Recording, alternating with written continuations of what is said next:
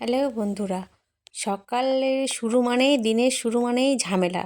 এই কী দিয়ে খাবে বাচ্চা কাচ্চাদের এই খাওয়ার ঝামেলা আর ভালো লাগে না। তবুও কি করব, করতে তো হবেই। তাই সকালে উঠেই জলখাবারের জন্য ঘুগনি বানাতে শুরু করে দিয়েছি। ভাবছি আজকে ঘুগনি মুড়িই দেবো। আর এদিকে আমার ছেলে এবং আমার পুচুনি সোনা দুজনে মিলে খেলা করছে বারান্দায়। আর আমার ঘুগনি রান্নাও হয়ে গেল। এবার আমার 2 মেয়েকে ঘুগনি এবং মুড়ি দিয়ে দিয়েছি, ওরা খাচ্ছে। এদিকে আমার হাসব্যান্ড আবার মাছ নিয়ে চলে এসছে। মাছ নিয়ে এসছে তাই আমি মাছগুলোকে একটা পাত্রে নিয়ে নিলাম, কারণ এগুলোকে এখন ভালো করে ধুতে হবে।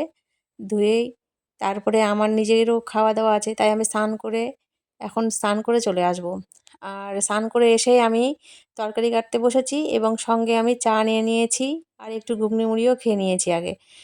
কারণ আমি সারাদিনে হয়তো দুপুর ছাড়া সময় পাবো না, তাই জন্য তাড়াতাড়ি করে নিলাম। এবার তাড়াতাড়ি আমার রান্নাও হয়ে গেল।